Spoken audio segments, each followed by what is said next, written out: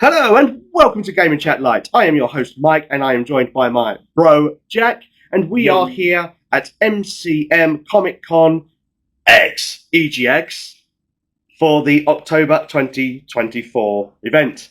So we're just going to go through some of our thoughts and opinions of the event, things that we've seen, things that we've played, panels that we've attended. So Jack, what have you seen here at EGX slash X? MCM Comic Con slash here we are in October 2024 slash London XL. It's in the game. in the game. EA Sports. It's in the game. So, being as though we are at Comic Con, as you can expect, we've got a load of celebrities in the mix. You've got your Ella Purnell, from Sweet Pea, and aka the voice of Jinx from Arcane, which is getting the second series on Netflix this month. It is.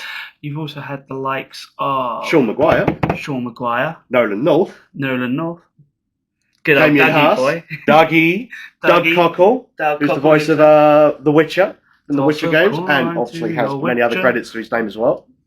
And many, many others. And many more. There is so many here at the moment, it's hard to keep track of all of them. Yes, including Ali and AJ Michalka, but thankfully this is not our potential breakup song, because this band ain't breaking up. So, yeah, we got your huge, we got your massive bunch of celebrities here. Those are doing autographs, those are doing panels, but then you've got your artist alley, your creators alley, you've got your writers block, and then on top of that you've got your merch stalls. And then, of course, because we've got EGX, on one side of XL, we have the Comic Con, and on the other side, down in the south, you have your EGX. So we've got the likes of Slaytonic here, as they've renamed themselves for Halloween. Yes. You've got... AKA Playtonic. AKA, we totally played Yooka-Roo Playley. Yes, we did, and thoroughly enjoyed it. Would you replay it again? Seeing as how the game looked, and it almost feels like a whole new game, then yes. I mean, it still has the exact same levels, level design, game design, and all that. But because it feels so much fresher, I would definitely play it through again. That's good to know. Yes, what was your favourite aspect about Yooka-Roo Playley that you really enjoyed? I mean, I am a huge Banjo-Kazooie fan, and I love Banjo-Kazooie, I love Banjo-Tooie. Hardcore fan of the original games. Obviously, not nuts and bolts and stuff like that. Never really got the opportunity to play them, but maybe one day.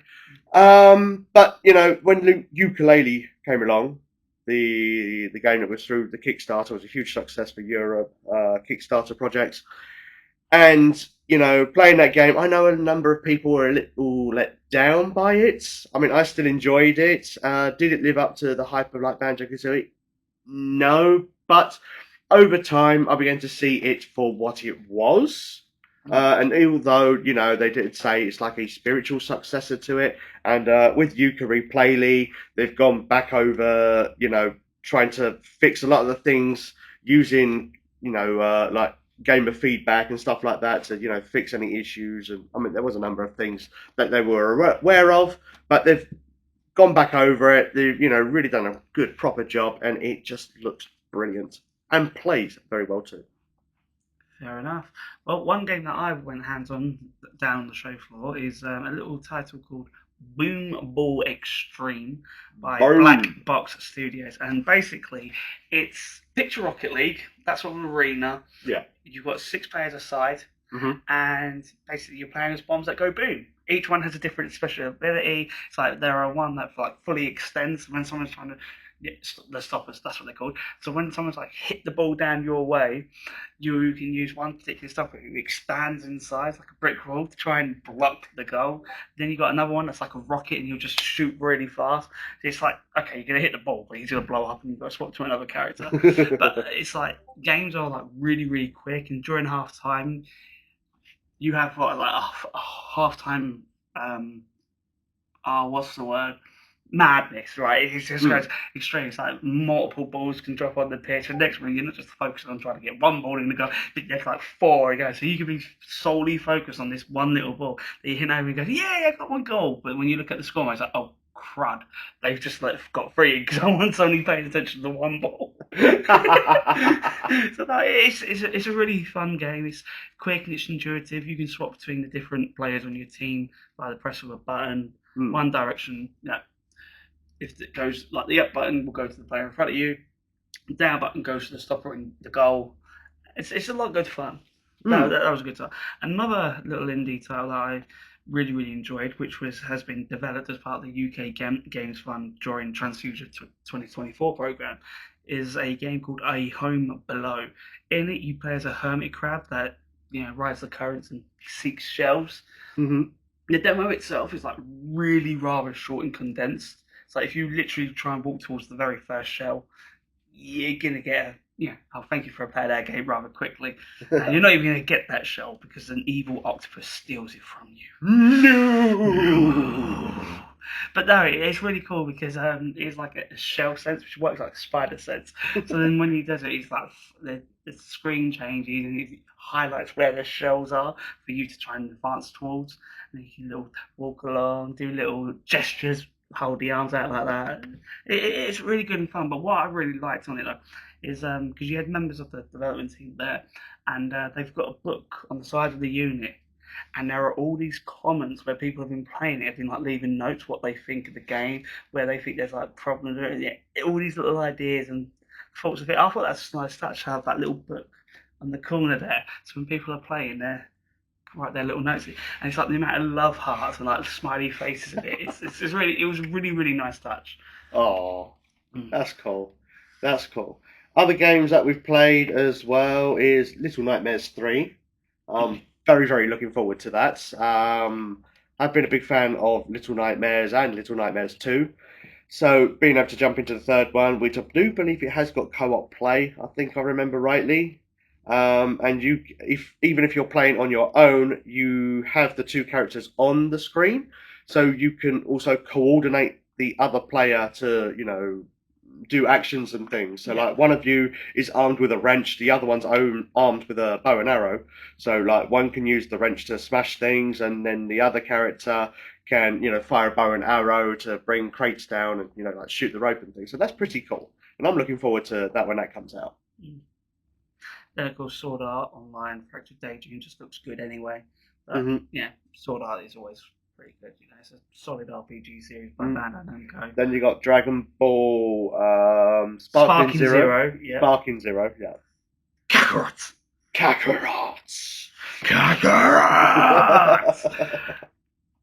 Which was good fun to play. That's highly addictive. Could have stayed there all day, but would probably be kicked off. You do have to go home soon, yeah. So well, closes at 5, so I'd imagine at 4:52, someone's gonna be they're going. You're leaving yet? You like it so much, just go home and buy it. Yeah. Then you got Lego Horizons. Yes, Lego Horizons is here. They've also got demo booths for Lego Fortnite as well. And then around the Lego booth, they also have the sets for the Lego Mario, Lego Animal Crossing, Lego Legend of Zelda, the Lego Fortnite as well. There were some sets. Lego also Sonic the Hedgehog, and Minecraft as well. Indeed. So there's a lot of good stuff to look at, and there's a lot of cosplays and stuff going around as well. So a lot of people are dressed up for the occasion because obviously it is Comic Con as well. To be fair, I'm quite surprised there's nowhere near as many Wolverine Deadpools as there normally is. You would have thought after Deadpool Wolverine there'd be more. I mean, you got your standard amount of Deadpool. It's not more Deadpools than previously. But you got your standard amount of Deadpool. That's because you wasn't here yesterday. Yesterday there was a well, if you had, everyone's seen the scene. Obviously, I know it's right at the end, but when Wolverine's clothes come off, there was a guy who had the mask on with the trousers and his abs, and you just think, not quite like the movie, but respect to you, mate. Respect, yeah. You're standing there checking out a dude's abs. I mean, I know we're not true ourselves. Yeah, well, it's that's how I want to be. So, respect for being able to keep that full. So, what else from today's show have you enjoyed? From the Today Show? Oh, I haven't checked out the Today Show today, but... It's not as good as tomorrow's show. Here, yeah. It's not as good as tomorrow's show. Yesterday's show was big. You don't mean the Today Show with Trevor Nova. Okay, then. Right, yeah. You mean Today Show here at MCM Comic Con. Yeah, because obviously... X, EGX. Get it right now before I said slash, but no, it's X, EGX. Because obviously you're not... you've not gone to many Comic Cons yourself. To be fair. I've done quite a few now. So let's see it from your perspective of what you think of Comic Con. Well, I've only been to two now. I think the last one I went to was about 2 years ago. I think that'd be the one where you met Christina V, wasn't it? It was, yes. I was very, very fortunate to meet Christina V, who does the voice of Shantae for the Shantae games, and also I believe it's Miraculous as well. She does Ladybug. To be fair, she does a whole range. Oh, she does so many. And if I think rightly, she also did some of the voice direction for Way Forward's... Oh, I'm going to get it wrong. Advance Wars. Yes. 1+2 Boot Camp. Yeah. And I believe she did do voices for that as well. She has a huge range. Ah, she was also in The Legend of Zelda as well. Yes. No, I was waiting for you to get there. Yeah. I got there eventually. And because you mentioned Tears Legend of Zelda, I mean, it's a shame we haven't got the likes of Patricia Somerset here, because she was at the last show. But... She was, yes. And she wasn't alone, was she? No, she was joined by the very talented Sean Chitwood. Yes, and he'll be very disappointed, because yesterday I did see somebody in a Tingle costume. Oh, is it a costume or should I say cosplay? Cosplay's better, I think, isn't it? It sounds more professional. No. That would imply they were playing a character. You didn't just see someone playing a character. You saw Tingle. You didn't see a character. You saw the Tingle. I saw Tingle. Okay. He didn't try to sell me a map, though. Oh, what a shame. Did you have to shoot his hot air balloon to get him to drop down? No, he was already, I think somebody else had already shot his hot air balloon, so he was already, on the ground talking to somebody when I just snuck around with the camera. Ah, so he was probably trying to sell something to someone. Somebody else. I mean, it would have been very handy if he did sell me a map, because this place is massive, and trying to find your way around it, mental. Yeah, see, that's, for me, that's one of the things that it's always... It's the one thing I don't enjoy about the show, because with Comic Con, I mean, Excel London, it's quite a big venue. It is. And then a lot of the times, I mean, there's so much that they do here. It always feels like they're slammed a lot of things, and sometimes it feels like a hot mess. I mean, in recent trips, like this October, last October, they've started to formulate it better and started to be a bit more consistent. So you're like, oh, okay, so I've come here, I've seen this. You're going to be here, that's going to be there. So you start knowing your way around. But it is one of those. You do have to take a hot second to be like, where am I going again? Yeah. That way. It is the kind of thing where, I mean, like with EGX last year, which is the one, obviously, the one that I attended, and you could get around that comfortably in a day, because it's only like one half of the whole building.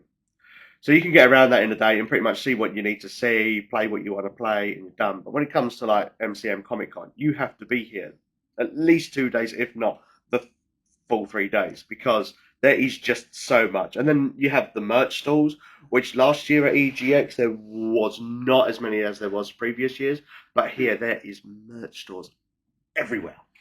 So it's like, for me, I really find it interesting where it's gone cross EGX, because like when I came to the October show last year, it was just after EGX, and Final Fantasy was here, Rebirth, right?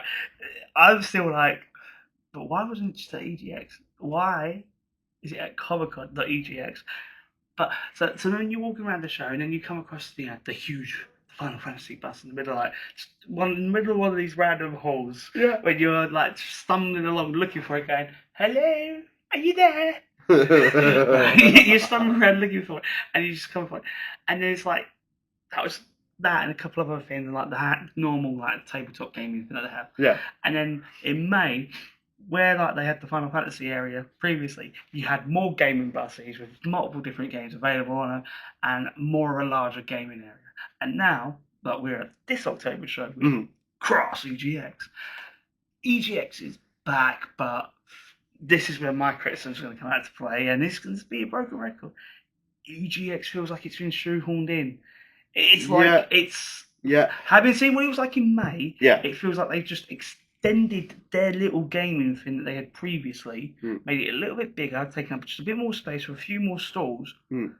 and then slapped the EGX label over it. Well, I suppose a lot of it as well is they didn't have as many of the hard hitters. Like so, I mean, last year Nintendo was at EGX to some degree, but then there wasn't like PlayStation, there wasn't like Xbox having anything to show, so they'd like almost like pulled out of the event. Obviously, there was games here for PlayStation. I mean, Bandai Namco is here pretty much for EGX, for Comic Con, for any event possible.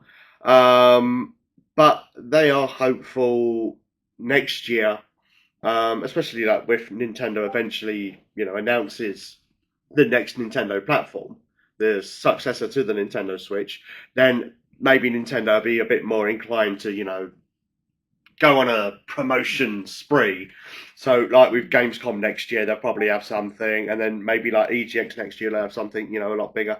And that might help, get people back on track to have, MCM, Comic Con, and EGX. Yeah. I mean, at the very least, it's like, because obviously, one of the main appeal of Comic Con is the panels, it's the shows, and we've got a great number of voice actors and talent here. We've got Baldur's Gate voice actors, we've got Pokemon Masters voice actors, So there's that. But where's the like panel? Sarah Natachini and now I'm blanking on the name. I just had it in my head. Neil Newborn, for example, and many other people. So you've got the talent here. But it's like they aren't just getting nowhere near as much focus. So if they really wanted to push the EGX part of it, they could have done more panels and shit for the gaming community as well. Yeah. For those who are voice actors, for those who are developers, because although I'm enjoying the event, to me this feels more like MCM Comic Con X WASD. This feels more like a WASD event. Yeah, because there's a lot more focus on like indie games, which is good, and there's no. Which is good because always need they proper deserve promotion for indie games. But it feels more like WASD than an EGX. Mm. The EGX feeling is not there. But I suppose one of the other problems is, I mean, it's great that they're here, the indie scene in the left field collection, but then it's like stuck in a way that you can very easily pass it if you don't know where you're going. Well, it's like the res zone, right? Yeah. If you just walk past it, you're in the food zone. Yeah. And you've got like these two big buses. Mm. So even if you were sat down eating the food, your vision is actually blocked. So it's not like you could be just sat there eating your nice burger or your noodles, and you're looking over and it's like, ooh, there's games over there. I could go play them. It's more like, oh, there's a bus there, so I'll just direct my focus over That's here. a nice bus. I mean, don't get me wrong, they're very lovely. It's a shame I'm taking the train home because I'd like to get on aboard that bus. It's a very, very lovely looking bus, and very bright and colourful. But it's a gaming event, because obviously EGX is gaming. But it's like EGX is just put in the corner. And MCM... nobody should put EGX in the corner. No. MCM Comic Con has made EGX baby and put baby in. It's like, we went to the merch store. Yeah. Right? Big banner, MCM, official merch. It's got all your t-shirts. And a couple of pictures on the wall. Oh, you got your EGX mug. You got your EGX hat. EGX lanyard, EGX sock. But you have to look to see them. Actively look. I mean, it's like yesterday. I mean, we have this tradition where we buy lanyards because, a long time ago at these kind of events, they actually came with these really, really cool lanyards. Now they just give you a very, very simple black one. And okay, I mean, it does the job, but we've kind of got into a tradition where we get lanyards for each other for every event. And obviously, I've picked up the EGX one now. Or you picked up the EGX ones now, and I got the MCM Comic Con ones yesterday. But that's because I didn't see the EGX ones. You know what I mean? So we bought these yesterday, and then today we're buying these. That's exactly like the critics were like, oh yeah, it's like, yeah, it's EGX match because normally when you come to an EGX, it's not like the greatest selection, but you get a selection. Oh yeah. The EGX logo ain't there, man. I like the colour, and I like the blue and the neon ghost. Very Pac-Man esque. You got a Mario mini game there. You got the question mark blocks. Yeah. But it just feels like, although it's crass EGX, more could have been done. For the EGX factor. Yeah, I know, and we did get a couple of relatively decent panels for video games. So there was the 5th anniversary, I think, for the Sega Dreamcast. 25th anniversary, yeah. Yeah. Preservation of like video gaming history. As well. Then there was the 30th anniversary for the Donkey Kong Country games. Yeah. And then there was also a panel for Yuka Replayly, and I managed to attend a couple of them and was very, very, happy to sit there and listen to a lot of these, these developers that created these games so many years ago, and the sacrifices that they made as well. Because you hear the stories of like when Rare worked back in like Twycross. And it was basically they were in barns, and one of them was like working in a cow shed and stuff like that. And then you like automatically think to yourself, I mean, obviously they had offices inside them, so you're not thinking, they're at the table, but there's like hay bales next to them, and then like the farmer comes in and starts taking out the ale or whatever. See, the minute you said farm, I was just thinking, gotta have more cowbell. Ding, ding, ding, ding, ding. But yeah. But yeah, so it's great to attend them and to see the developers in person and like thank them for the happy memories as well. So like Greg and Steve Males, David Wise, Kev Bayliss, Gavin Stevenson as well, and all the others.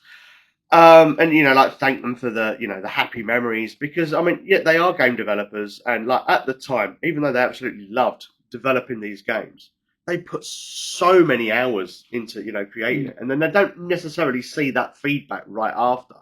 So for people to come up to them in the street and say like, thank you, they're so chuffed for that. Yeah, no, absolutely. Well, I think I've rambled on for actually no, no, but it's like the case in point about like the missing aspect. It's like for me, because I was doing my exploring while you were you were sitting in the center stage watching the catching panel. I did some exploring in the EGX area, and there's this actually really cool careers fair area, right? It's tucked out the way, and if you didn't know about it, you're missing out on a lot, because it's like I checked out like their event schedule and it's like how to break into voice acting, how to break into this, tips and guides. There's a little stall with a development team about all the different things and like new things that are coming in terms of like motion sensor technology and things like that. And yeah, they're tucked away. Did you want to take that outside, mate? And so they're doing these talks and these little panels, but you're not hearing about these panels. These panels aren't as advertised as they could be, like the rest are on the. Yeah. So for me, it's like that. I mean, especially when you're here at an event where there is a lot of voice actors, and they're doing panels and they're doing the autographs and the signings, and you think there's actually something here for people that may be interested in doing voice acting, and then you wouldn't know unless you actually physically went there. Yeah, yes. So yeah, it's like it's good that it's there, but it feels a little bit of a shame, because this is obviously something that the EGX part is doing. It's the EGX Careers Fair, and tips and tricks and guides and actual good panels worth watching. But it's out of the way. It's shoehorned in. This is something that could have been bigger, especially when you think voice acting is just not video games. It is animes. It is films. We're at Comic-Con. How is voice acting not being promoted more enough? But I mean, in terms of like the Comic-Con show, yeah, it's definitely Comic-Con. It's still MCM Comic-Con as we know it. And the only difference is they've expanded more on the gaming aspect than they have in previous years. But regards to the whole EGX, more needs to be done. It's like EGX has taken the backseat and it's been its own res show. It's not EGX, it's EGX Lite. EGX Lite, much like this Game and Chat Lite, which is probably now going to be a full episode. Game and Chat, just that. But no, so now I'm done. So you now we're done. I think that's going to probably do it for this episode. So thank you everybody for watching. Thank you, Jack, for joining me on this experience. I mean, he is my bro. Sorry, you're too hard then. I know you can say him. You wish. Oh, my wrist! Hey, all I know is I got the assault. You got assault on camera, isn't it? Bro, there's you going back to too much emphasis. There's you going back to the airport and someone's going to go, yeah, over here, yeah. Go that way. You're wanted in connection with... Passport. Oh no, you can't go back to Spain now. Oh no! We're going to have to drag this out 2 years before it goes to court, because unfortunately that's the state of the legal system at the moment for cases like this. Two. My partner's just bought a house, and now you're saying I can't even live there anymore. You also doing a cruise. That's what you. Oh dear. Anyway, that's going to do it. You can live in a nice 4x6 cell. Yeah, and share it with a big guy called Cliff. It's like you read my mind. And on that bombshell, we've been Mike and Jack. This is Gaming Chat Live. He's been Jack and I've been Mike. Or we've been no one and you've been listening. No one's listening. But on that bombshell, thank you for watching. And until next time, keep on gaming.